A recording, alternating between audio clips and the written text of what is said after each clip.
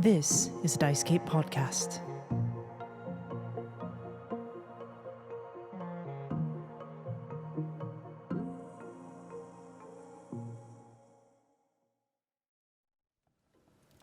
We begin with a close-up shot of a man's face. He has short, reddish-brown hair and a thick 5 o'clock shadow. His eyes are sharp. But as we push in on his eyes, we see they hold things that only those who experience the horrors of the Emergence War would understand. We see his eyes are focused on something below, as we push out to see him writing on a piece of parchment paper. His writing is jagged, an ever-present shake to his hand. As we continue to push out to a wider shot of the space, we see the man sitting in a quaint living room wearing a simple flannel shirt and dark slacks. He resides in a worn chair. Outside, newly installed electric streetlights cast an evening glow in through the window, the fireplace crackling next to where he sits. We see him take the letter, folding it in half before sliding it into an envelope. As he does, we hear the sound of small footsteps as a little girl with curly red hair and a sunflower yellow dress runs toward the man before jumping onto his lap as he drops the letter on the floor. We watch as the little girl wraps her arms around him, squeezing the man tightly. Night, Dad. Love you. I love you too, sweetheart. We hear a woman call from the opposite side of the room where the little girl entered. Come on, Elizabeth. Time to get washed up and ready for bed. Elizabeth releases her grip around the man's neck and looks toward the sound of the voice. We see standing in the doorway a woman.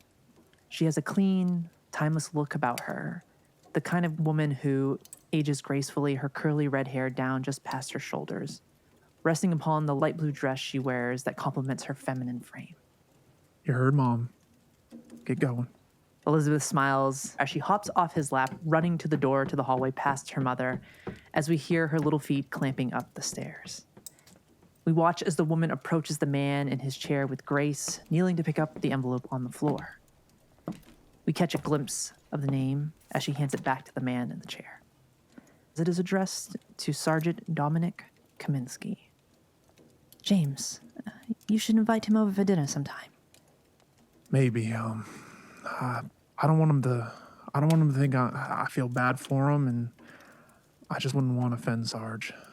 I never got to tell him how much I appreciated everything he did for me and the war, and I wouldn't have made it back to you, Judy, if it wasn't for him, and we wouldn't have our sweet little girl if you didn't.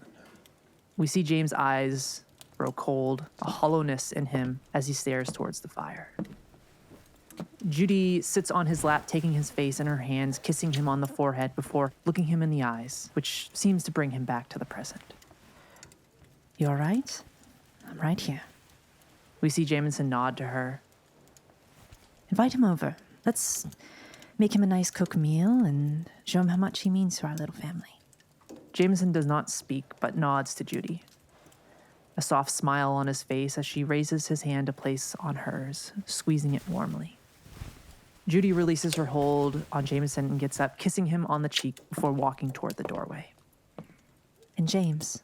She turns back to face him as he looks towards Judy, his demeanor still stuck in between the present and a memory. You should have a shave. You're a little rough around the edges. We watch as James rubs his beard and smiles toward her. Yeah, you're right. Always. She smiles, giving a playful wink toward him before turning to head upstairs, the sound of her footsteps in the distance. We see James pop the letter open, adding a line at the bottom of his letter that reads, "Judy would love to have you over for dinner, and love for you to meet my sweet Elizabeth." He folds the letter, placing it back in the envelope as he gets up and makes his way upstairs. We cut to James standing in front of a mirror as he looks at his reflection. He reaches for a small porcelain container and a shaving brush. He lathers his face in a white foam before reaching for a straight razor. His hands are shaking as he lifts the razor to his face. But as he begins pulling it across, we see a shift. His hand steadies. Each stroke of the blade across his face is precise like a surgeon. As James finishes the last movement upon his face, rinsing the foam from his blade before placing it back in his container, closing it shut. He rubs his chin, now smooth, as he stares at his reflection in the mirror. His head still, but his reflection smiles wide, tilting its head. James closes his eyes, shaking his head as he opens them again and stares at himself once more. He rubs his chin again, the reflection doing the same. We hold there for a moment, James' eyes wide, unblinking as he stares. He leans closer to the mirror, reaching toward it. As his fingertips touch the mirror, it cracks in various places, splintering outward from where his finger touched. As he looks into the cracked mirror, he sees a dark shadow looming behind him.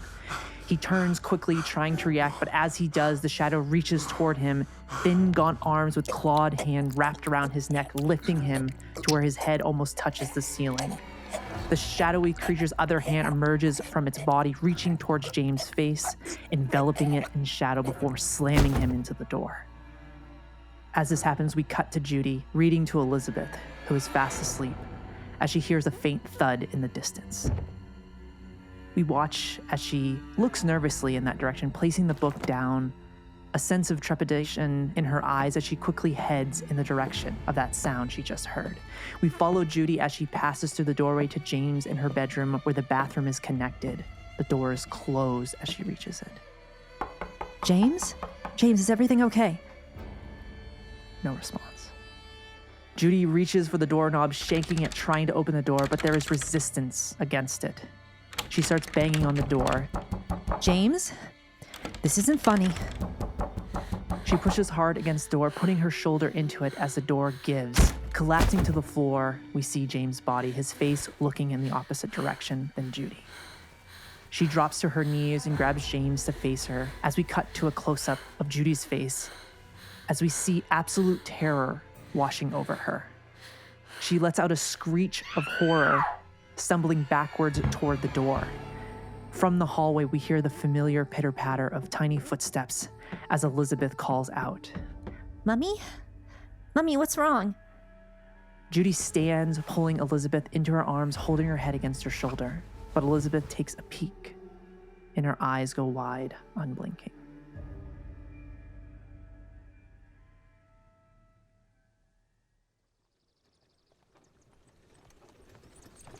As we shift away from that moment in time, we watch a horse-drawn carriage pulled by two well-kept hackney horses, the coachman pulling up the reins as they come to a halt.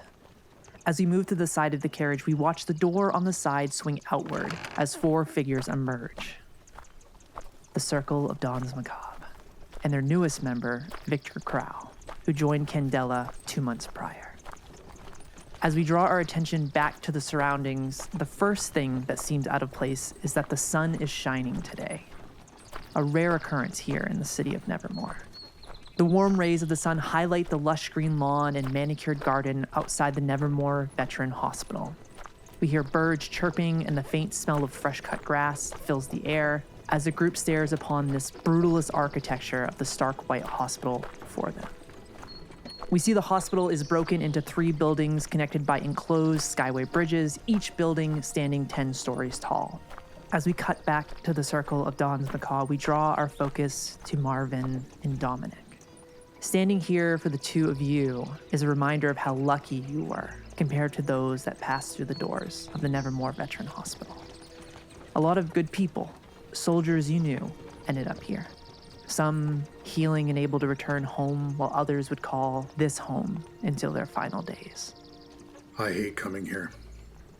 Hate it. As do I. It makes me uncomfortable. I don't know. Even though the sun's out, there's just like a shadow at this place. I don't know.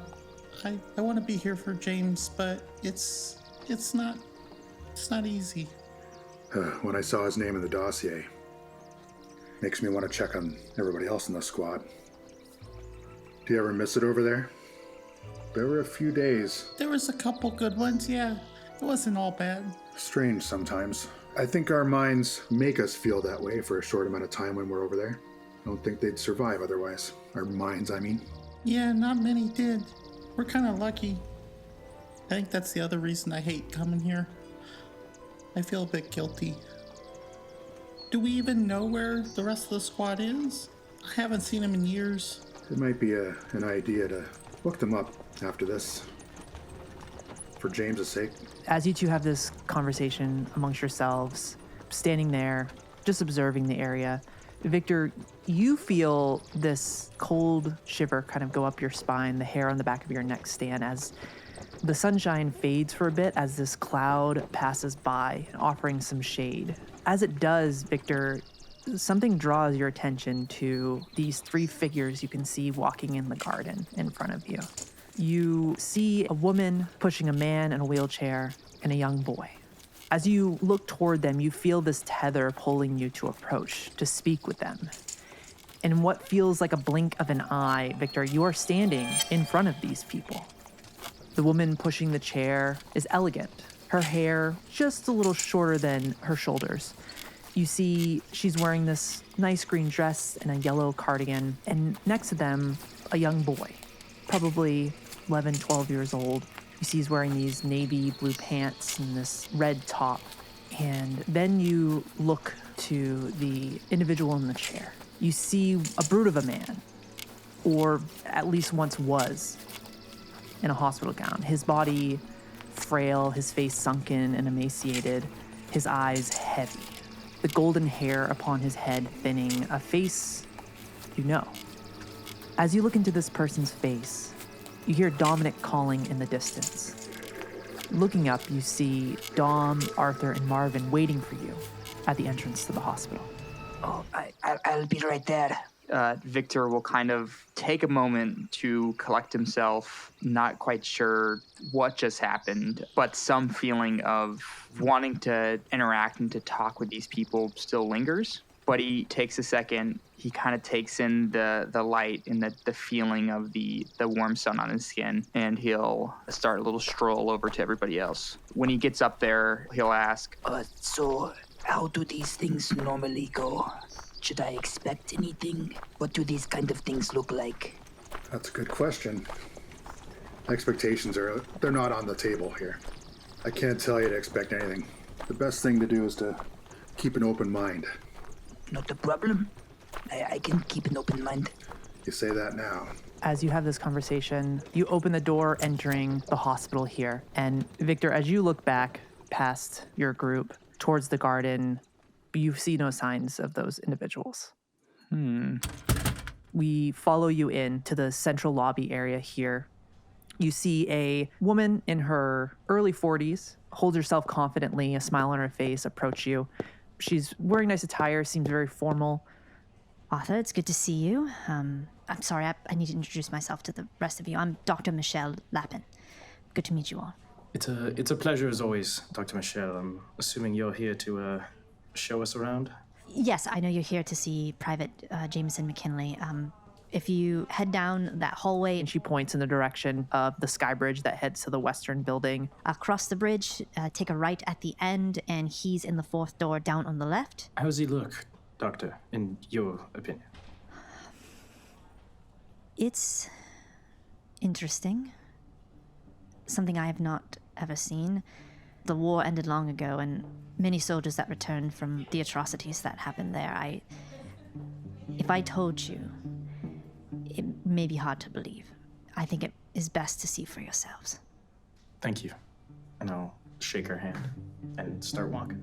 As you walk toward the skyway, heading in the direction of Jameson's room, Marvin and Dominik, you would know the west building here at the Veterans Hospital is where they typically will keep soldiers that suffered some affliction from the horrors you face in the Emergence War or those exposed to bleed. In hearing what the doctor had said to your group, there's that sense of what now? What is still remaining from the war that could do something to put a soldier in this ward again? Marvin, what if we never went over there? What if we never went to fight them? Would they have gotten this far? Look what's happening now. What was the point of the war? Oh, I shouldn't say that in this building. Pardon me. No, I think it would have been much worse. But I don't understand how James is needing Westward care. I don't get it at all. I'm not looking forward to seeing him. I thought he was one of the ones that was unscathed from any of those type of things. Arthur, you read the briefing. Did they include any details on, like, what happened? Other than the fact that, like, we're supposed to investigate? I believe past possible supernatural disfigurement happening. I think the rest is a bit up to us to figure it out, but I definitely think he's probably in the right ward from what you all have said. Reaching the room, you see that the door is slightly ajar. The warm light of the sun shines through the door where it is open. As you enter in, you would see Jameson sitting in front of the window in slacks and a t-shirt, looking outside, the sun brightly shining upon his face. You see next to him a table with a pad of paper and pen and a glass of water with a straw in it, the sun reflecting a rainbow on the wall just adjacent to him. As you walk over, you have to almost shield your eyes from the way the sun is shining into this room. Jameson, he doesn't look away or seem to be bothered by it.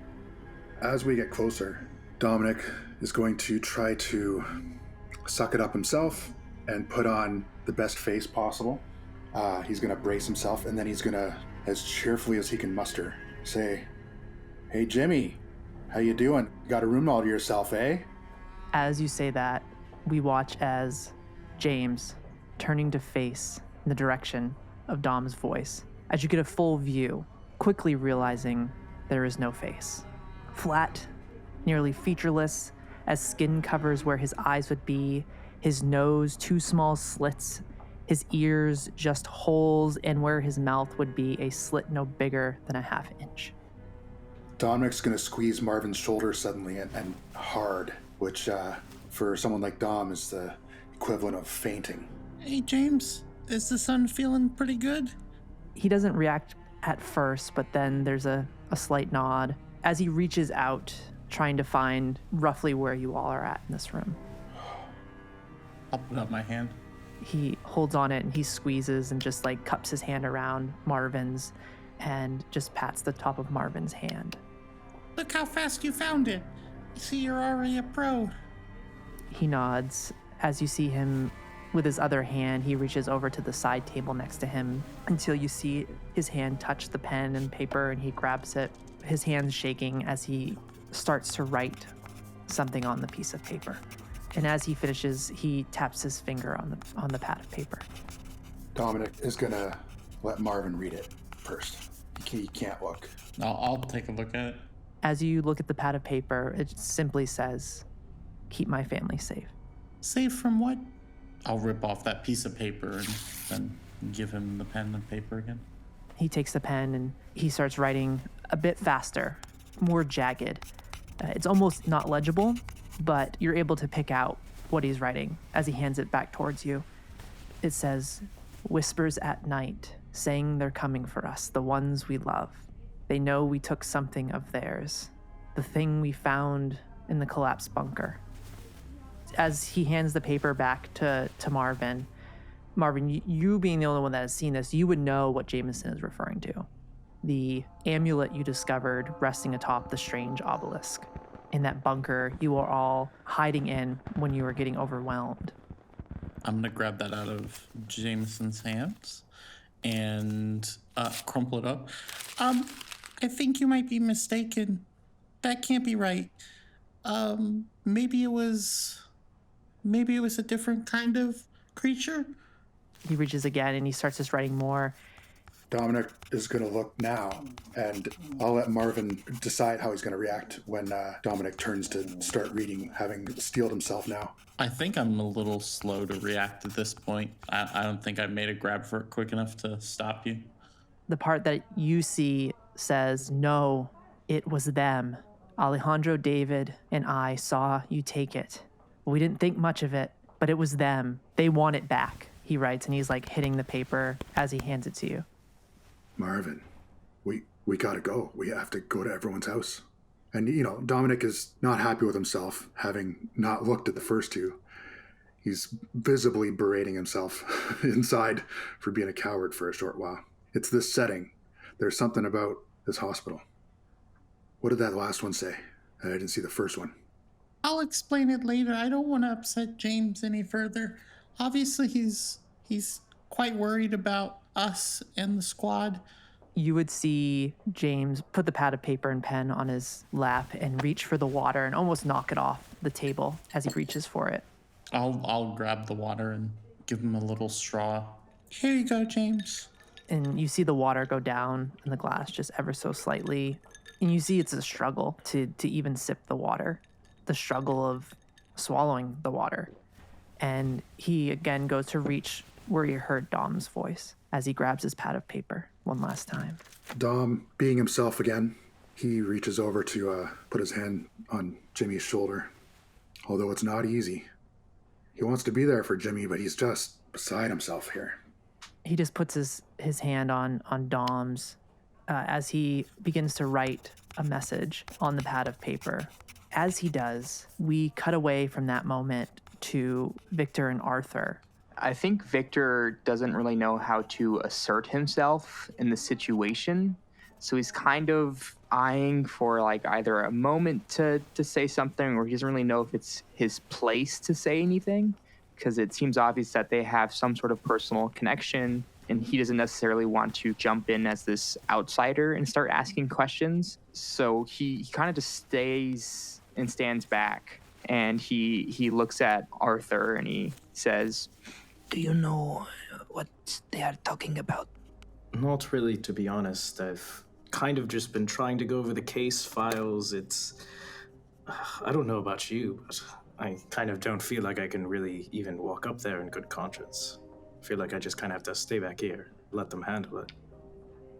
And I'll kind of hush my voice and him kind of looking how he's looking with everything that seemed to have happened. I think we're probably in the right place, but Viktor, if I can ask you for a moment, you've been with us for a little while, and I don't see it very often, but when we got out of the car, you didn't seem to be with us there for a minute or two. Is everything all right?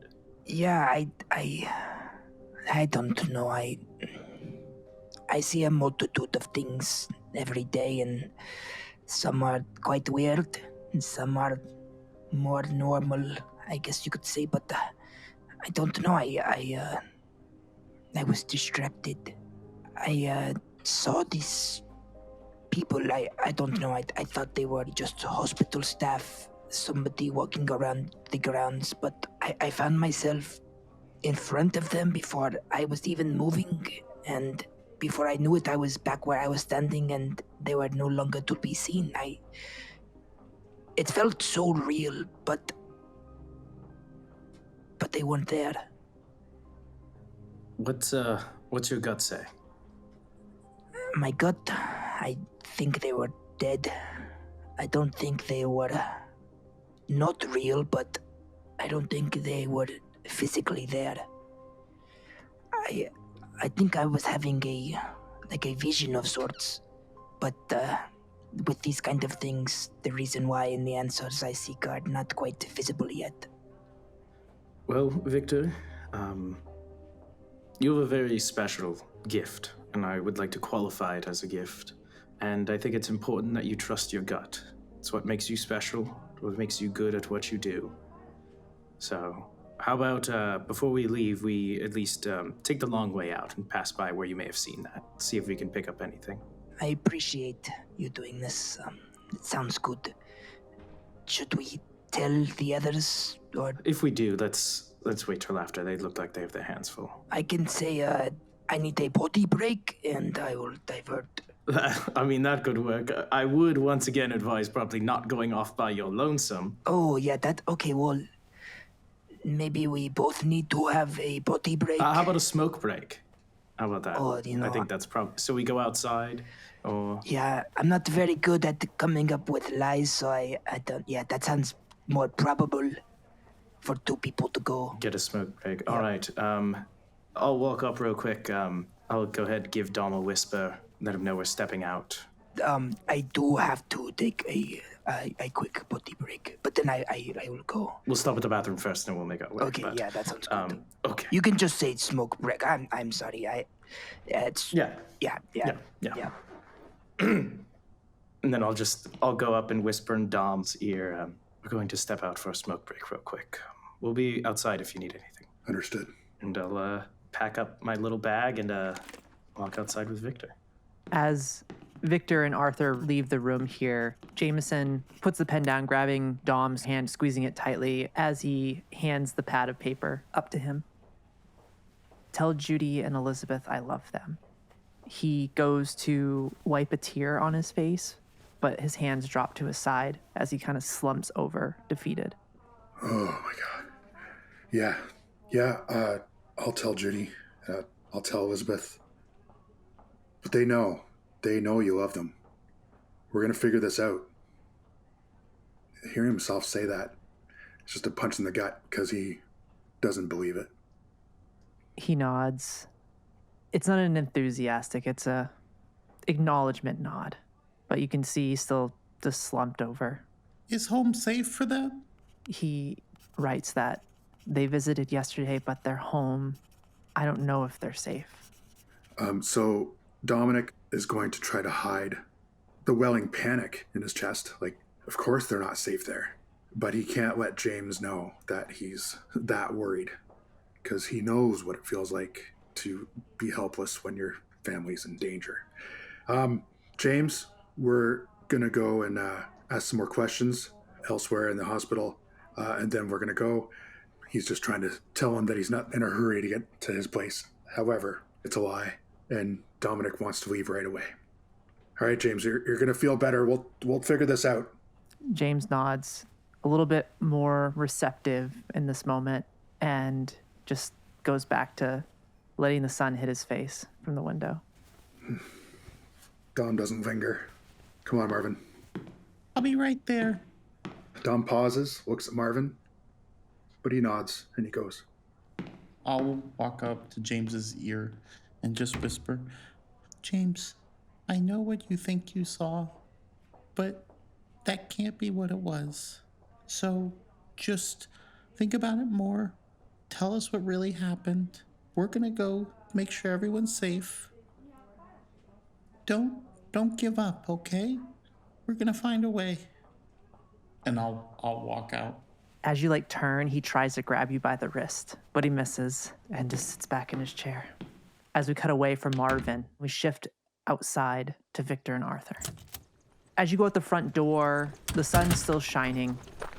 You walk down the pathway to this beautiful garden space. You see bees buzzing around as they collect pollen and go from flower to flower. I think as we walk out, I actually do pull out a little pack of smokes and flip it open, pop one in my mouth, and kind of hold the pack over to Viktor if he wants one. Yeah, Viktor reaches in and takes one, pulls out a little matchbook and lights one. And with the lit match still lit, he will kind of motion over or hold it in front of Arthur to light his cigarette as well. I'll take it, and then I'll take a big drag and turn to him and say, all right, Viktor, we're in your expertise now. What'd you see and where you see it? Yeah, it was right when we were walking up. Viktor will kind of take a puff of his cigarette. It was more to the right, kind of where we're standing now, actually. No offense, just because I don't really know how all of this works, do you have to, put your hand on the dirt or something to, channel it? You know, sometimes, but I don't think it will work here. It's more like if somebody had died, and then after the fact I came to that spot, I could touch certain things, say for instance the ground, and I'd get some sort of feeling or memory. I mean, I can try. Viktor will take one last puff of his cigarette and start to walk over and put the cigarette kind of in between his fingers in his offhand. He'll walk over to the spot and kind of look around, not really quite sure what he should necessarily be doing, and he'll not wholeheartedly put his hand on the ground yet, but he'll kind of do a half crouch and just get himself closer to the earth. And then he'll gently kind of brush his hand across the grass of where he saw this person being pushed in a wheelchair and try to see if he feels anything or if he sees maybe just another vision or where they went, where they could be, just really open to anything, not really expecting anything to work necessarily, just kind of seeing what happens. Do you need me to recite something while you're doing this? I feel like I'm supposed to be saying something. Not necessarily, but I will take encouragement. And I will just stand in this garden, yelling encouragement to him. Victor, as you place your hand down on the ground, can I have you make a sense roll? Yes, you can. I can't do that. All right, we gotta roll. Ooh, okay. It's one of my gilded skills, and I have 6 drives in intuition, so I'm gonna spend 2 of them. Just screw it. Let's see what happens.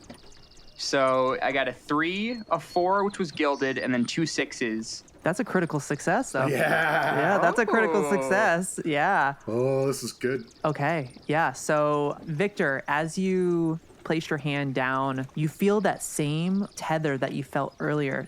It's like a piece of string is attached at the palm of your hand, pulling you closer to the ground. And as you place it there, you see in front of you this shimmering blue light. Arthur wouldn't see it, but you see just kind of it flare forward, and you see those 3 figures again, walking away from you. I'll immediately call out to Arthur and say, I've got the bite. You know, I really can't see it, but I believe you, and you're doing an awesome job, Victor. Keep touching the dirt. It feels like a rope or a string. I see them again. They are walking. This image that you're seeing, Victor, of these 3 folks, the woman, the man in the wheelchair, and the young boy running around, you see it glitches and they're coming towards you. You kind of start to back away as you feel bleed coming off of this image that you're seeing in front of you. And as you look up to them, as they kind of glitch, you see their faces. You see a young boy, golden wheat-colored hair, blue eyes. You see this woman, the same one you saw before, and you get a better look from this angle at the individual in the wheelchair there, and you see Dominik. oh. I think I'll call up to Arthur really quickly again. Okay. I see Dominik. Like he's coming out the door? Like he's with the group. I'm sensing bleed, so I don't want to get too close, but I mean, if it's not safe, pull out. I think that's... Does it look like he's currently him, or does he look really old or really young? Oh, yeah. How does he look? Dom is emaciated. Looks like he has not eaten for months. he kind of looks like me. I'm not like looks-wise, but he's very thin. That's probably the worst adjective I'd ever use to describe Dom, so that's probably not the best. Yeah, think Dom if he was on my kind of diet. So dying, basically. That's the vibe. Yeah, I guess, yeah, dying. Dying's actually a very good way to say how he looks. As you say this, the woman and the boy, their faces shift and they become similar, faceless, like the individual you just met with, as what you just saw fades from your view. Okay, I think it's over. But the woman and child, their faces. How do you feel about sharing it with Dom? Honest opinion. This is honesty hour between you and me. I mean, I feel like I can share it with him, but the last mission, he seemed troubled. He had a hold of me at one point, and kind of like how I was somewhere else, he was not there. I just don't want to anger him. I don't know. I feel bad about hiding information. I don't think we should hide it, but I do think the time and the place and the people that we're around when we do tell him is going to be very important. Okay, so we just don't say it now, but at the right moment. When everything's calm, we can go ahead and talk to him. Low emotional stress. Yeah, maybe after this is done and we leave. Maybe not after he's just seen his Yeah. friend from the war's face. And, Yeah. When they disappeared, their faces, it mimicked his. It was featureless, it was blank, it was nothing. All right, and I'll go ahead. I'll mark down what he's told me in my note, kind of on a blank page, because I haven't heard of something like this so far. And I'll turn to Viktor and say, I think it's probably best if we finish our smokes and get back there. Sounds good to me. Viktor will take another hit from his take another puff from his cigarette. It's not that kind of cigarette. He'll take another hit from his. Oh my God! He'll take another puff from his cigarette. Okay. Victor will take another puff from his cigarette and get up and walk back over to Arthur. Before Marvin came out of the hospital room, Dominik is just around the corner. He steps out, hearing Marvin's steps, and he's kind of sniffling, and his eyes are a little bit red. And he says to Marvin, pollen today, huh? This weather, it's beautiful, sure, but my sinuses, man. Let's get outside to Victor and Arthur. We got to get to Jimmy's place. That's what I want to do as well. We gotta hurry. I'm actually quite worried. Yeah, we're going to relocate them right away. Also, just so you know, I talked to James at the very end, and I don't think he was sure about what he saw. I think maybe he was a bit confused. It seems like it was just some creatures that attacked him, but I don't think he knew what he meant by, like, they wanted something back. He couldn't elaborate. Dom's going to look down at Marvin, his eyes calm and level. Sure, Marvin. Yeah, let's get to Jimmy's.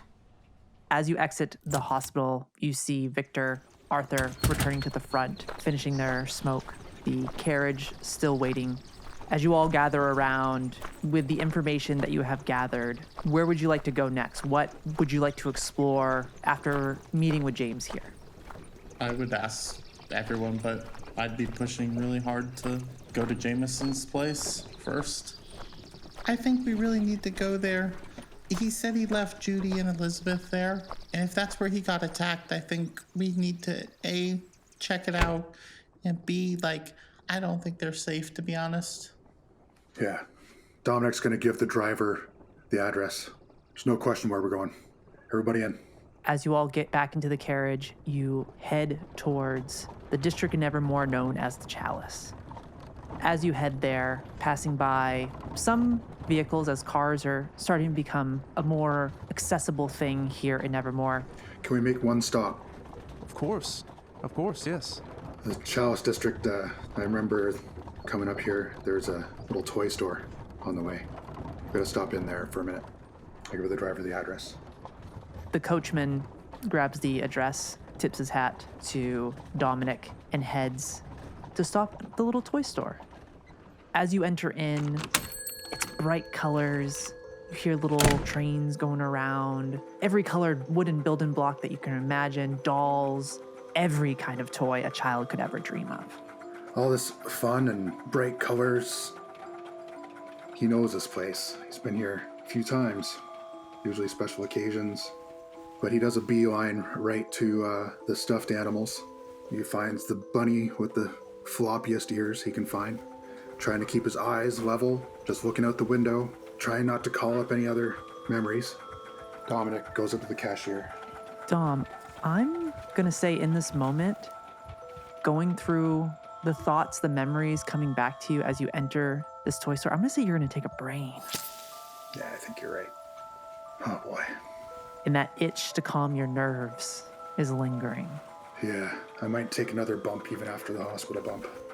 As the cashier takes the little bunny with the floppy ears, looks at the tag, snips it off. They ask for the money. As you hand it to them, the cashier looks to you. This man in his early 30s, almost overdressed for the toy store, wearing dress pants, a nice long sleeve shirt that has the sleeves rolled up, and a vest. His hair kind of slicked to one side. Dominik thinks, please don't start a conversation with me. Please don't start a conversation with me. So do you want me to wrap that up for you as a gift or anything? Maybe a gift bag if you have it, or a simple bow, something. Yeah, I can do a bow. Not a problem. We're all out of gift bags right now, but I can do a real fancy bow here for you. Hold on one sec. He pulls some, and you hear the shears cutting the ribbon paper as he does a quick little yellow bow and hands it back to you. There you go. All good to go. Whoever's getting that will be really excited. I hope so. I look up at the window and maybe nod at the carriage driver that I'm on my way out. But I will stop in the little vestibule, take out my snuff box. I'm going to cover it with my back. I'm big enough that way. Take my second sniff of glimmer. I'll maintain my pollen excuse and allergies when I get into the carriage again. Make sure you mark down your 2 marks for the 2 times you've used your snuff box for me.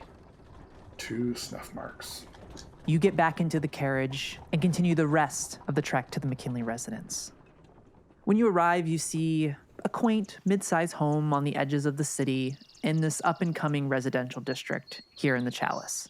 We focus on the four of you as you stand on this well-kept porch outside the residence. Looks like it was painted recently. This stark white seems to accent the beautiful grayish-blue paint that is on this house here. One of you approaches, knocking on the door, as you hear the faint sound of footsteps approaching the door. Standing there, you see a little girl, maybe 6 or 7 years old. Her hair is braided but extremely curly, like they're pigtails, but they're high pigtails because of all the curls. And she's wearing this little navy and red dress. Looking up at the four of you, her big eyes wide, you hear in the distance the voice of a mature woman calling. Elizabeth, what are you doing? As you see this timeless beauty of a woman appear from a side room, her hair up, wearing a modest tunic and a hobble skirt. Her eyes lock with Dominik, then Marvin, as she moves forward, picking up her daughter, as she places her hand on Marvin's shoulder, squeezing it warmly, and leans into Dominik for a hug. Dominik knows he's good at these. He'll give her whatever comfort he can. And he reaches out with the bunny. Hey, Lizzie, I stopped on the way. I got you something. Her eyes get even bigger than they were before. You see this big old smile come upon her face, and she looks at Judy, and then back at Dom, back at Judy again, then the bunny, and she reaches out her little hands, like grabbing for it. And what do we say? Thank you. As she grabs the bunny with the floppy ears, and she gives it a big old squeeze as you watch Judy place her down and get down at eye level with Elizabeth. And you see this smile on Judy's face, but you can tell it's more she's doing it for her daughter in this moment. Mm-hmm. And as she looks at Elizabeth, you'll have to come up with a name for him. Why don't you go grab a couple of your dolls and your new bunny and go play out back. Mom will be right out, okay? You see Elizabeth nod as she bolts off, running down the hallway, cutting into another room as you hear the sound of a swinging door and it shutting as she runs to the backyard. As Judy gets up, looking at the four of you. I wasn't expecting. How did you know? Who have you? Oh, Judy. I don't know what to say. You know Marvin, of course. Hi, Marvin. And this is Arthur and Viktor. They're my colleagues. We have to get you out of here. But first, we're gonna have a look at the place. We need to investigate what happened with Jimmy. All right. Yes, if you want to come in, can I get you all anything to drink or a snack or something? And yes, I'm sorry. Having a child, you're always thinking about snacks, and sorry, that was my apologies. Oh no! Every time I look at Viktor, I want to give him a sandwich. You are quite frail, my dear. I'll make you all lunch after. That's not really necessary. You don't have to do that.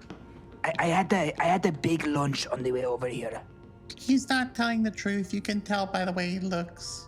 Oh, okay. I mean, come on. But in all seriousness, we're more gonna need to just make sure you're safe and that nothing odd's going on in the house. Was anything odd before, like, this happened? Nothing beyond his normal. I mean, I think it's something that a lot of y'all went through when you came back from the war. I mean, it's different from everyone, but he has just those moments when he stares blankly, and I have to bring him back here. He's somewhere else, but beyond that, he's been normal. He has a good job and had a good job. I don't know, Marvin. I can't get that out of my head, seeing him like that. And Elizabeth saw him? No. Oh. Yeah. Who found him? I did. Okay. Where was he when you found him? Yes. Yes. And she walks you to the stairs. They go up about 10 feet before they shift up to another set of stairs, like an L-shaped set of stairs here. Before she goes up, she looks to Viktor and Arthur. It's nice to meet you both.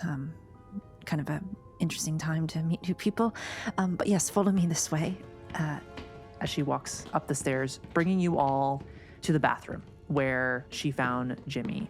Everything's pretty tidy. Their bedroom's very tidy, well kept, nothing out of place.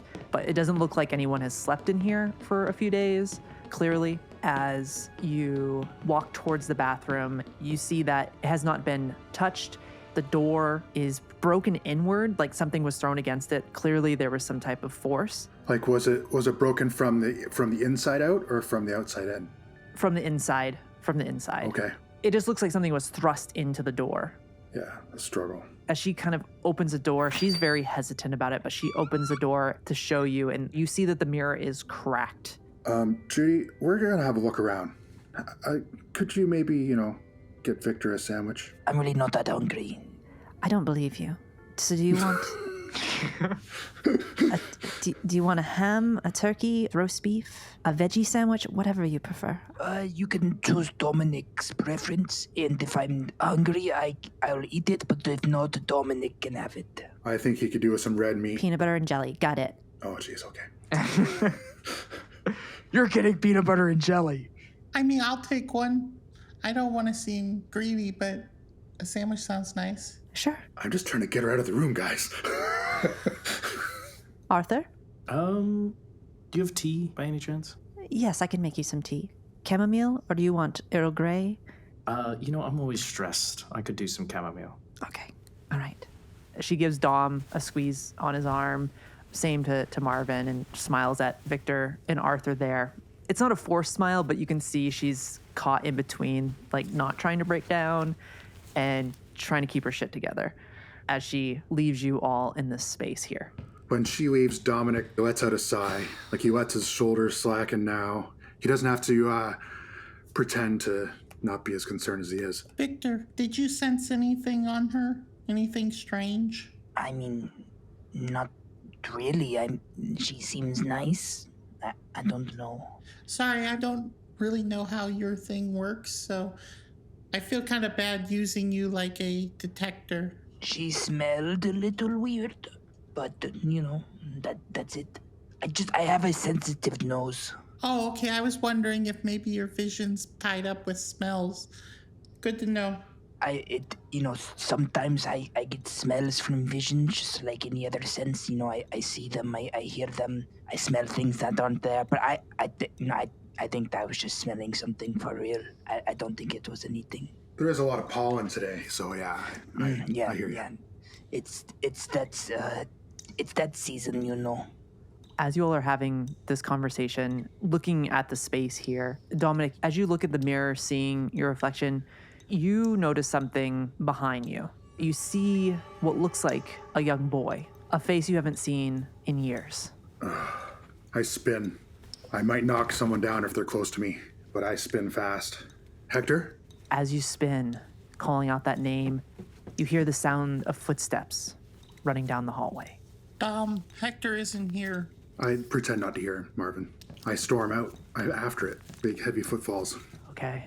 You watch as Dom heads in that direction, tunnel vision. He almost crashes into some of you as he leaves. As you hear him march off, what are the rest of you doing?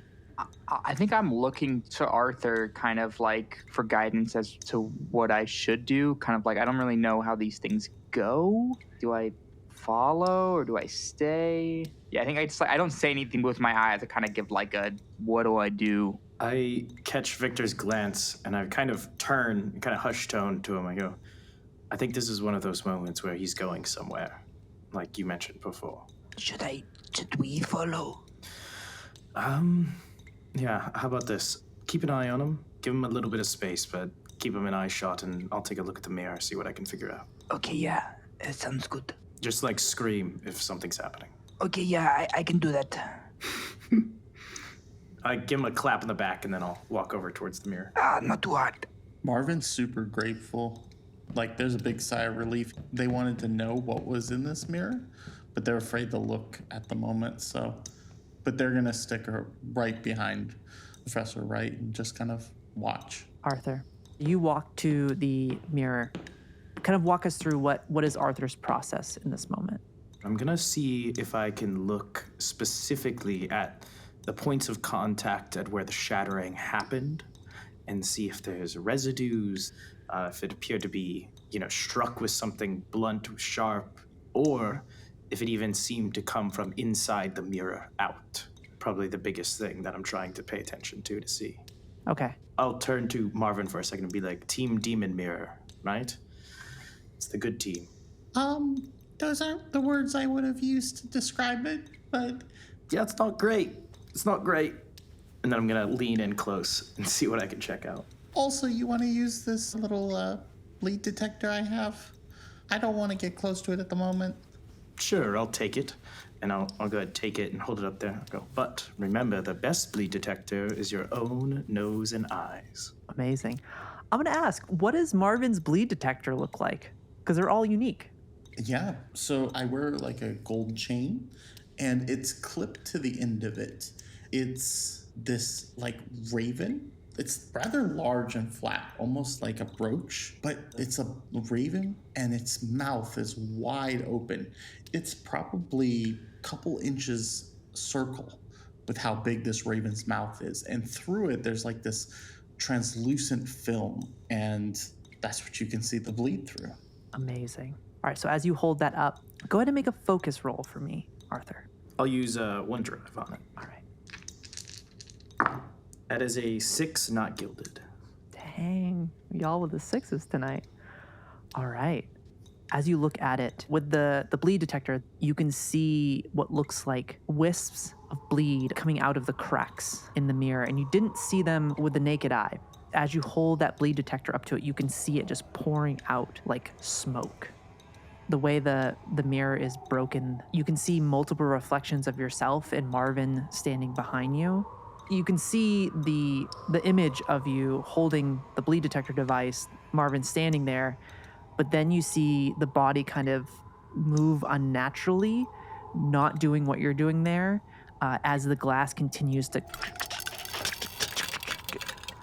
And you just see hundreds of faces, not just yours, but hundreds of faces within each individual part of the mirror that has cracked. Their mouths open wide, and you just see darkness envelop the mirror as it crashes in front of you. I'm gonna look down and see if I still see those faces in the pieces of glass on the ground as well. Do you use the bleed detector to continue to look?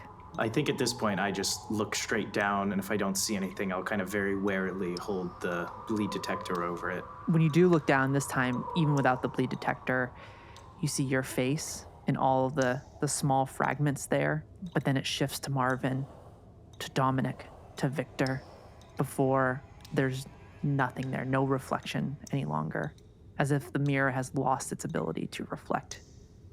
But you do. I thought you were just gonna look at it.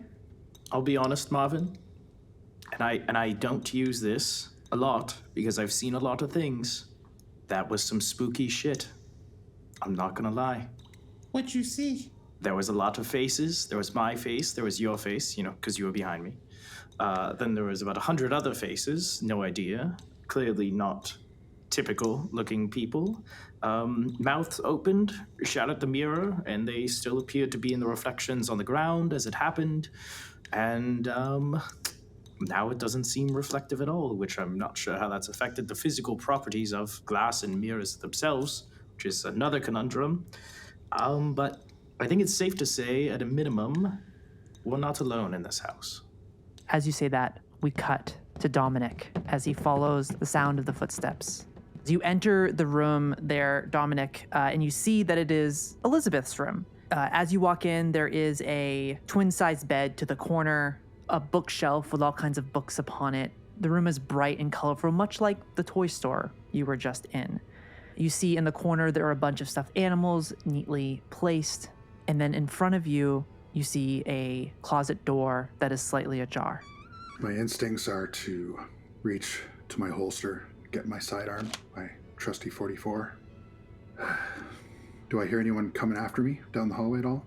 You would hear Viktor. All right, I'm going to walk up to the door, put my hand on the doorknob.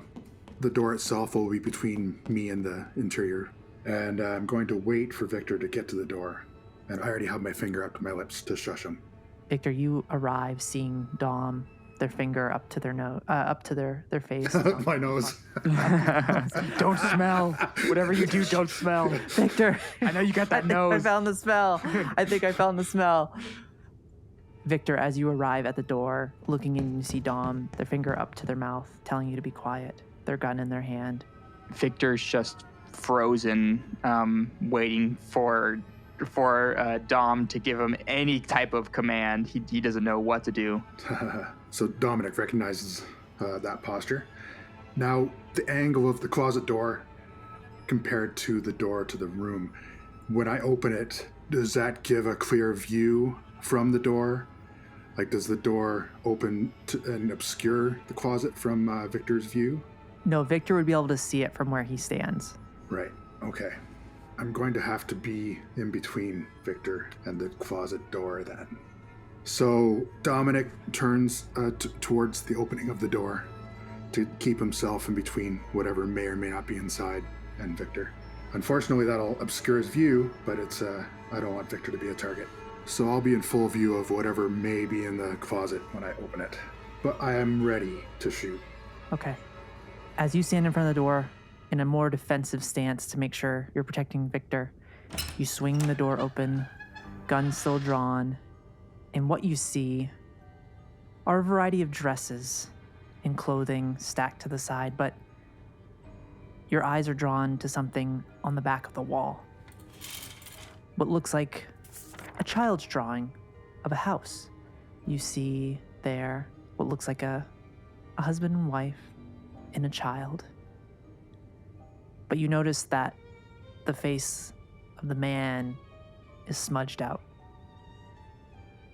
In that same moment, you hear like the sound of almost like chalk on a chalkboard as you see two more figures being drawn, and then two more. There are four there, each of them with names above them.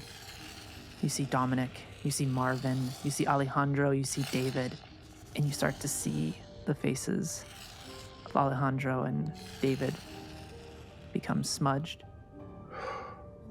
Okay. Now I came in here looking for Hector, but this room didn't present me with anything like that, so I had to assume that I wasn't right for a moment. Unfortunately, I'm not unfamiliar with that sensation. I blink a few times. Does the picture revert back? Does it continue to blur if they weren't entirely blurred yet? Like, can I snap out of it? It seems like it's still blurring them. Victor, you would simply see Dom kind of like trying to snap out of it, but Dom, you would hear, Dad? Dad? Where's the voice coming from? to the right of you, where all the stuffed animals are. My gun will dangle from my finger, and my arms will be at my sides, and I'll turn directly to the pile of stuffed animals. As you move the stuffed animals, you see they're hiding amongst them Hector. And he just like puts his hand up to Dom's face. And at this point, Victor, you would see this as your senses kick in. You see this young boy. And in that moment, in your brain, it snaps. You've seen this little boy before. Oh shit. Oh my god. Okay. I'm trying to figure out if I should yell for someone or if I should stay here. I think your reaction is honestly perfect in this moment. So I think Yeah, maybe it's just that. Maybe I'm just stunned. I'm like, oh, I make the connection and I'm there with Dom. All right, so as Victor stands there stunned, trying to wrap his head around this, what is Dom doing as Hector places his other hand on the other side of Dom's face? Dad? It was so cold. I made it through the nights, remembering the warm embrace of my family, my wife, my son Hector. I missed him so much. I was doing horrible things over there. Unmentionable things. Trying to keep him safe. And all I wanted to do was hug him. So yeah, I'm pulling him close.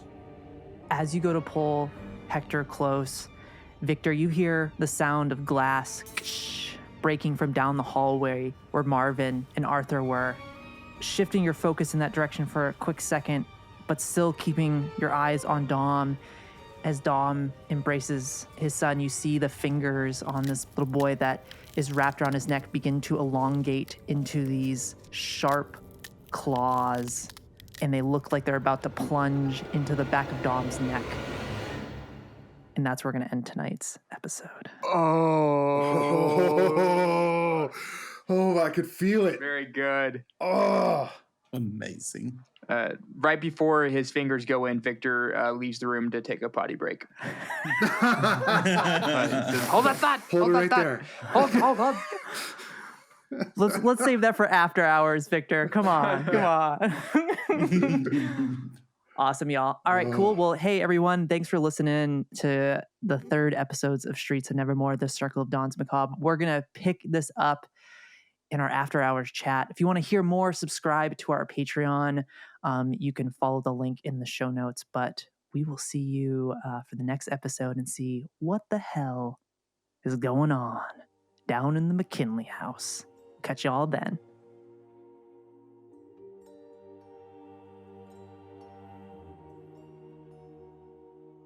Hello, Kylie Holub here, Gamemaster of Season 1 of the Streets of Nevermore podcast. I wanted to take a moment to shout out our Patreon subscribers, Benjamin Hadler, Kenneth Torek, The Final Holmes, and Seth George for your support. If you are interested in becoming a patron of the podcast, please head over to patreon.com/Dicescape to learn more about the available tiers and the perks you get for becoming a Dicescape Patreon subscriber. Some of those extra perks and bonus content is available now on the Patreon, including Viktor Crowel's audio logs and office hours with Professor Wright and a lot more. Links to our Patreon will be found in the show notes and a link to a video breaking down the various Patreon tiers. Your patronage helps support our small team scattered across the country put together each episode as we continue to refine our craft, utilize better resources so that we can deliver continually evolving episodes throughout the remainder of the season and beyond. Thanks again for listening, and we look forward to sharing the next episode with you soon. Bye-bye.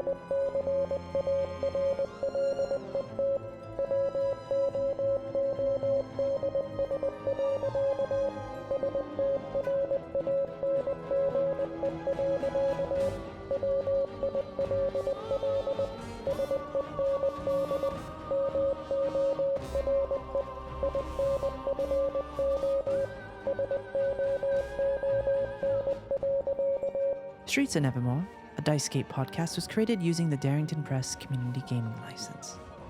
The Illuminated World Standard Resource document is owned and copyrighted by Darrington Press, LLC, all rights reserved. Streets of Nevermore, a Dicescape podcast, is adapted and based on content created and owned by Darrington Press. Candela Obscura, Darrington Press, LLC, 2023, available at darringtonpress.com.